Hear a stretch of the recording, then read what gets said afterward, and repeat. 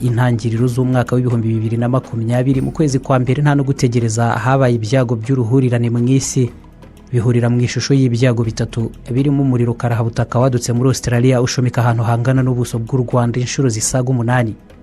Muri uko kwezi n'ubundi nibwo coronavirus nayo yafashe intera ikomeye yegejeje mu kuba icyorezo mpuzamahanga ubu gituma twikingiranye mu ngo kugira icyo ukoraho cyangwa uhura nawe bikaba ibyo kwirinda kuko byavamo n'ibyago ntagereranywa n'amage wakwishyiramo. Nkaho ibyo byonyine bidahagije, inzige zitwa z'ubutayu nazo zihereje ikirere muri Afrika y'Uburasirazuba, rubanda turakangarana. Umuriro, icyorezo mpuzamahanga COVID-19 n'inzige, ibi byose bisanzwe bizwi kuva kera cyane mu mateka hafi yose, bikaba bizwi nk'ibidasanzwe mu isenya n'irimbura rihambaye byakomatanirizwa hamwe noneho mu nyigisho zirimo n'iz'ubuheza nguni bwa Gikristo inshuro zitari nke, ubwo imperuka ikaba yabaye kashobotse. Iterabwoba ryose ry'imirongo itabura guhabura uwumva ikisobanuye muri Bibiliya niryo ryahise rigerwaho muri ibi bihe. Abapastori b'insengero ziteye nk'ibigo by'ubucuruzi n'amaturo nk'imisoro igenwa n'amategeko n'abahatari bake babonye uruhurirane rwiza. Abakristo babinyandiko ngo mujye muduha amaturo tudahuye kuko byahagaritswe, mugume mu ngo koko ariko mudushyirira amafaranga kuri konti dukomeze imirimo y'Imana. Hirya bati mubikore burya yamperuka yageze rwose, baraboshya ntimukana yabahe, ahubwo wa mugari batangire kubaha make kuyo mwatuye igihe cyashize. Dore leta z'ibihugu ubu ngubu hanini nizo ziri kugira ibyo zifasha abaturage mu misoro batanze. None bamwe na bamwe muri mwe n'imirimo yarahagaritswe ngo hirindwe ikwirakwira ry'ubwandu bwa coronavirus. Insengero n'amadini yacu badufasha aribo, twebwe intama zabo ntabwo turi kwinjiza amafaranga, turagerageza gukiza amagara yacu twigumira mu rugo. Abapastori ni badufashe. Inzige, imiriro y'agasozi, COVID-19 nk'icyorezo mpuzamahanga, byose icyarimwe mu isi, ibi byose byateye bite ngo bihurirane mu gihe gito gutyo bizemo n'ubuhanuzi bw'imperuka? Nibyo tugarukaho muri iki kiganiro mu kanya.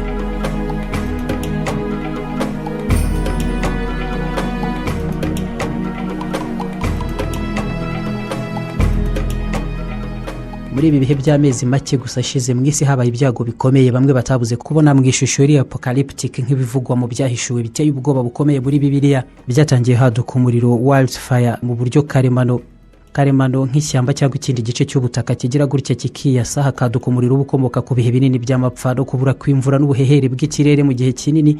Maze uyu muriro muri Australia kuva mu mpera z'ukwa 9 mu 2019 ushumika ahantu hangana n'ibirometero kari 183,360 ahantu hangana n'u Rwanda inshuro 8. N'umuriro wangije byinshi, uhitana inyamaswa zisaga miliyaridi imwe n'abantu basaga 30.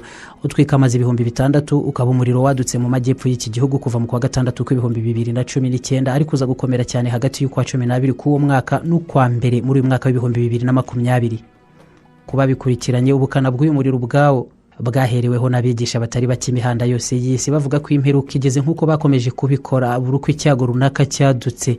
Nabo beguye Bibiliya zabo bahera ku mirongo itandukanye bati mwabibonye imperuka irageze noneho, dore yasi Imana itangiye kuyishomika noneho. Umuriro uvanyeho n'uwo bivugwa ko abanyabyaha bazarundwamo bagashyiteka baburuga mu bihe by'imperuka. Mu mirongo myinshi bigarukwaho no mu byahishuwe ariko n'ahandi nko muri Matayo 25:41. Umuriro usanzwe warashushanije igisobanuro cy'igihano simusiga n'umujinya w'Imana muri Bibiliya, kandi ugafatwa nk'igihano nyacyo ku byaha abantu ku giti cyabo baba barakoze, ibyaha byabindi ngo bitihanganirwa nk'uko bigaragara mu mirongo myinshi nk'itangiriro 38:24 cyangwa nanone nko mu Balewi 20:14 hagira hati umuntu narongora umukobwa na nyina kizaba icyaha gikomeye, hazatwikanwe nabo kugira ngo icyaha gikomeye kitaba muri mwe. Guhanisha umuriro kw'Imana kuzuye muri Bibiliya no mu yindi mirongo myinshi cyane nko muri Yeremiya 29:22, Ezekiel 23:25 cyangwa nanone mu Balewi 21:9 n'ahandi henshi, ku buryo bigaragara ko uretse no mu buryo rusange umuriro wari n'igihano ku bantu bafite ibyaha runaka bidasanzwe bakoze ubwabo atari ngombwa ko baba abantu bose no muri rusange. Nyamara se kuba umuriro wadutse mu buryo karemano hataruje ngo agire n'ibyo ashumika, ibingibi ko ari ibintu byabaye igihe cyose byagira bitya bikagereranywa bite n'imperuka. Imiriro kenshi nk'iyi biti y'agasozi isanzwe yaduka n'ubundi ahanini mu mashyamba n'ahandi ku misozi kuva mu myaka ibarirwa muri miliyoni 420. Hakurikijwe ubushakashatsi bwagiye bukorwa hirya no hino ku bisigazwa by'ivu ryapimwe mu bitare n'ubundi mu bice bitandukanye by'isi, umuriro ukaduka gutyo gusa kenshi ku isi ni ibintu bisanzwe nabyo kandi mu buryo bwumvikana bufitiwe n'ibisobanuro. Isi twikiwe n'ibimera bikungahaye cyane kuri carbone, hakiyongeraho rero ibihe binini nta mvura n'ubuhehere mu kirere. Ibyo bikaba bityo mu gihe ikirere gitwikiye isi nacyo kirimo oxygene, ukarenzaho imirabyo y'inkuba ibarirwa muri miliyoni 8 ku isaha imwe mu isi n'umuriro w'ibirunga. Ibyo byose mu buryo butandukanye bikagenda biba impamvu zo kwaduka kw'imiriro nk'iyi yahozeho cyane mu bihe byose byaba ibyahise iby'ubu, bikaba ariko bizakomeza no kugenda mu gihe cyose imiterere karemano y'isi idafite ikiyihindukaho kidasanzwe. Uko umuriro uzaduka utyo niyo wanyanyagira ku buso bw'ubutaka bushinzeho ibihugu 10 uyu munsi, hashakwa impamvu yabyo nta kintu na kimwe cyaza ubwo kugaragaza ko ari umujinya w'Imana ngo yarakaye koko cyangwa ko imperuka yageze. Iyo mperuka iramutse inageze ubwo yaba yarigeze nyine, ariko ntabwo umuriro nk'uwo waba ikimenyetso kiyitegura ngo unagirwe gihamya byanze bikunze, kuko ari ibyo ngibyo ubwo haba hamaze kubaho imperuka zitabarika zingana n'inshuro imiriro nk'iyi ikomeye yagiye yaduka mu isi. Byonyine mu myaka 10 ishize, imyaka 10 yonyine hadutse imiriro nk'iyi minini cyane rwose ibarirwa muri 20, harimo n'uwo mu mwaka ushize n'ubundi muri Siberia nawo washomitse ahantu h'ubuso bwa kilometero kari 300,000. Urumva ubuso bw'ibirometero kari 300,000 pasitori ni ahantu hangana n'u Rwanda inshuro zisaga 10. Ntabwo imperuka yabaye kubera ko uwo muriro wadutse ngo ubwo ngubwo kiba ari n'ikimenyetso cyayo koko ikiyibanziriza. Wari umuriro, n'umuriro waduka mu buryo karemano. Naho rero uyu muriro uheruka kwaduka muri Australia nka kimwe mu bimenyetso by'ibyago bitatu byahurijwe hamwe mu kwa mbere kw'ibihumbi 2020, abandi batubwo ni ibimenyetso by'imperuka. Koko wari n'umuriro byumvikana neza ko wangije byinshi kandi w'ubukana bukomeye cyane n'ubu igihugu cya Australia kikirwana nabwo, ariko nta cyabaye mu buryo bwo kuba byaba ari ibintu bishya cyangwa bidasanzweho, cyangwa nanone ngo kibe igitangaza kidasanzwe cyagereranywa n'imperuka kwivugwa mu gikristo cyangwa iherezo ry'isi n'ibihe. Nubwo binashoboka nyine ubwo ko hari imperuka wenda kuba byemera n'ibimenyetso bizayibanziriza, ariko icyo cy'umuriro nk'uwo nguwo washomitse Australia ntabwo ari byo. Ubukana bw'isenya ry'umuriro wadutse muri iki gihugu mu ntangiriro z'uyu mwaka, hirya no hino ababikurikiranye bakanabihanuramo imperuka nabo n'ubundi beguye za Bibiliya zabo bashaka imirongo ishyigikira iki gitekerezo barayibona myinshi, ariko basubiramo kenshi amagambo yanditse mu gitabo bita Second Book of Chronicles. Nabonye muri Bibiliya zasemuwe mu Kinyarwanda hamwe ngo ari igitabo cya kabiri cy'ibyo ku ngoma, ahandi ngo igitabo cya kabiri cy'amateka. Ubwo nuko, ariko aho ni mu gice cya 7 umurongo wa 13 n'uwa 14 handitse ngo nindamuka nkinze ijuru imvura ntigwe, cyangwa nintegeka inzige ngo zone igihugu, cyangwa nanone nkohereza mugiga mu bantu banjye, maze abitiriwe izina ryanjye nibicisha bugufi bagasenga bagashaka mu maso hanjye bagahinduka bakarika ingeso mbi zabo, nanjye nzumva ndi mu ijuru mbababarira igicumuro cyabo mbakirize igihugu. Aya magambo ngo nindamuka nkinze ijuru imvura ntigwe, ubwo byahise bihozwa ku kanya no kuba imvura itaraguye, ubutaka nabwo bugakakara, byose bikihuza mu buryo imiriro nk'iyo ngiyo y'agasozi ishumi ku buso bunini bw'ubutaka bw'isi. Ibyo rero ngo bikaba ari byo byateye umuriro nk'uwo nguwo washomitse igihugu cya Australia mu mpera z'ibihumbi 2019 n'intangiriro z'uyu mwaka w'ibihumbi 2020. Nahagira hati cyangwa nintegeka inzige ngo zone igihugu, ubwo hagashyirwaho akadomo, bikaba noneho inzige ziheruka kwibasira ibice binini zone imyaka. Ubundi andi magambo ngo cyangwa ninohereza mugiga mu bantu banjye. Bati iyo mugiga rero cyangwa se ibyorezo bihavugwa ni ibyo nyine, ni coronavirus iri kubica bigacika mu isi. Isi yaragomye, abantu bishoye mu ngeso mbi, none Imana igambiriye kubateza ibyago byose bishoboka. Birahurira he? Tuvuye kuri uwo muriro wadutse mu kwa mbere kw'ibihumbi 2020 nabwo coronavirus nayo yakwirakwiye mu isi, ariko reka turebe noneho ibijyanye n'indwara z'ibyorezo. Ibyorezo by'indwara ku rutonde rw'indwara zandura zigahererekanywa hagati y'ibinyabuzima bitangira guhinduka ikibazo kitoroshye ku buzima bwabwo. Iyi ndwara ihindutse icyorezo, epidemic, icyorezo kikava mu gace kamwe kigakwirakwira ahandi, kikarenga igihugu kimwe, noneho kigatangira kubarirwa mu byorezo mpuzamahanga, pandemic, aho ibintu bitangira kuba byacitse koko nk'iki kigero COVID-19 bigezeho, kigahinduka ikibazo rusange cy'umutekano w'ibihugu ku buryo byitwara nk'ibiri mu ntambara nyirezina, kuko gihindurwa umwanzi ugambiriye kurimbura abantu mu gihe kitakumirwa cyangwa se ngo kibonerwe imiti n'inkingo. Uburyo bwose ibihugu bifite birabwitabaza, byaba kuvanaho uburenganzira bw'ibanze n'ubundi bwose abantu bashoboraga kuba bari basanganywe, ari ukwitabaza abaganga cyangwa abasirikare, ibisasu cyangwa amafaranga, icyashoboka cyose cyakorwa icyo gihe mu gihe ari cyo kibaye ngombwa. Kuri icyo kigero nabwo ubwoba n'ibihuha, amarangamutima y'ubwoko bwose, imitekerereze nyayo nifutamye, ukwemera, imyemerere n'imyizerere, imbere y'urupfu rumuzungurutse atazi neza n'uburyo aza kurwikura imbere, ibyo byose nabyo mu buryo karemano n'imitekerereze kimeza ya muntu hataje mu bundi bumenyi n'ubuhanga ngo ahangane n'ikiza cyangwa icyo cyorezo. Icyo gihe imigenzereze ye yose ihita ishyirwa ku munzani mu gihirahiro ntagereranywa, akibaza niba guhunga bigashoboka kugeza ntaho kwerekeza hagihari, agasenga atabaza. Ibyo byarorera noneho agasenga atabaza ibindi binyabubasha yumva ko bimusumbya kuri ubushobozi ngo bimutabare, agasenga nkaho ari ubwa nyuma ejo hatazagera, kandi koko hakaba hashobora no kutagera mu gihe iruhande rw'abona bandura n'abapfa bahitanwa n'icyo cyorezo. Nuko ubwabyo aho COVID-19 igeze yica bamwe, abandi virusi yayo corona bayandura, Bibiliya zongeye gufungurwa hashakishwa imperuka n'icyago byanze bikunze cyoherejwe n'Imana runaka irambiwe ibyaha n'ingeso mbi z'ikinyejana cya 21. Matayo ibice 24 kuva ku murongo wa 7 kugera ku wa 8. Ishyanga rizatera irindi, ubwami buzatera ubundi bwami, hazabaho inzara n'ibishyitsi cyangwa ibitingito n'ibyorezo, ariko ibyo bizaba ari itangiriro gusa ry'imibabaro. Abalewi 26-25 nzabaterereza inkota bahora kwica isezerano ryanjye, muteranirizwe mu midugudu yanyu maze mboherezemo mugiga mugabizwa babisha banyu. Abati ngaho ni murebe isi maze gukwirakwira icyorezo kigiye kumara abantu, nibyo nyine byaranditswe mwiyeze munakomeze gutura cyane umurimo w'Imana ukomere, naho ubundi ni iherezo ry'ibihe kandi twarabibabwiye bakristo bene data. Nyamara ntabwo ari COVID-19 yadutse ityo gusa ngo iza ari icyorezo mpuzamahanga kidasanzwe. Mu bantu indwara zandura zigahererekanywa, izo ngizo zibaho kuva kera cyane. Nta nubwo twavuga ngo kuva kera, ziriho kuva igihe n'abantu babereyeho hafi aho, kuva igihe abantu bari bagitunzwe no guhiga no gusoroma imbuto n'ibindi biribwa kimeza, hunter gatherer days. Icyo gihe ntacyo bakoraga kindi kitari gutungwa n'ibintu karemano byari hafi yabaho. Nabwo guhererekanya indwara n'ibyorezo byari ku kigero cyabyo kigereranije. Ibintu byaje guhinduka mu buryo budasanzwe mu gihe kibarirwa mu myaka 10,000. Nicyo gihe abantu batangiye icyiswe agrarian life, ubuzima bushingiye ku butaka n'ubuhinzi. Nibwo bari batangiye noneho kumenya kubika zimwe muri za mbuto birirwaga bisoromera gusa bakarya, bakazongera kugaruka ku mwero wazo basoroma ntacyo bakora ngo babibe cyangwa bahinge bazanasarure hari uruhare babigizemo. Ubwo noneho batangiye kumenya kubara ibihe by'umwaka n'ikirere, bakamenya kubiba no guhinga. Ibyo ubwabyo ntabwo ari ibintu bito, byabaye impinduramatwara zihambaye mu mibereho n'ubuzima bwa muntu mu isi.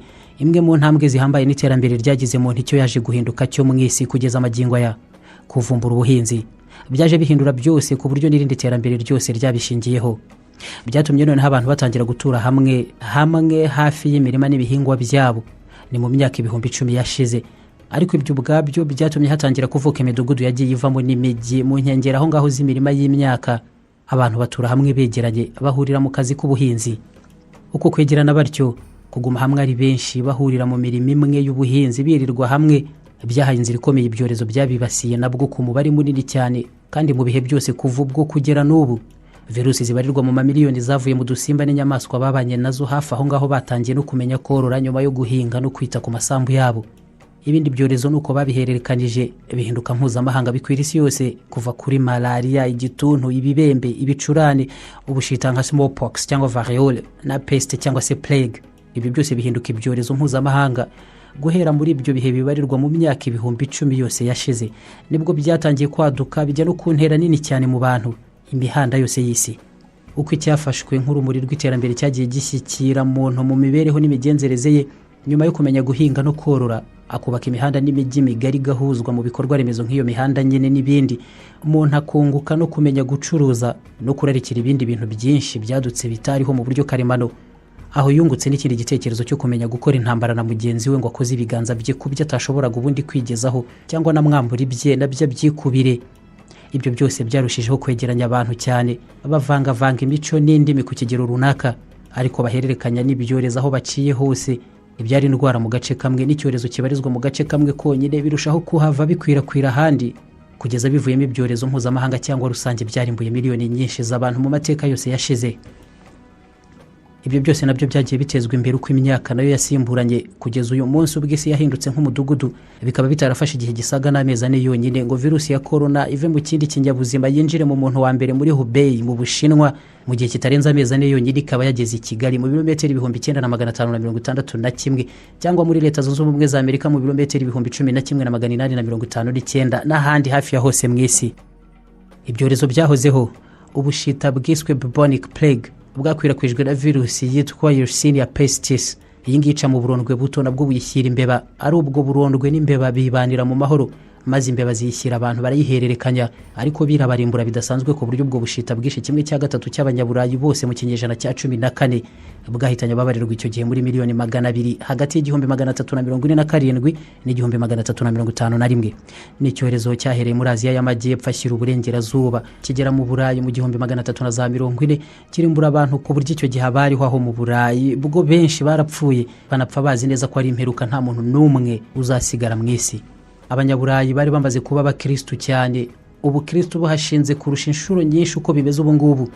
Barasenze, haduka imidugararo ikomeye, abantu barigumura, abantu kwemera kwabo kwa gikristo kubageza kure, haduka nk'abiswa aba flagellants, aba bakajya birirwa bikubita bakica ibisebe hose, bagatakamba ngo Imana ibakize.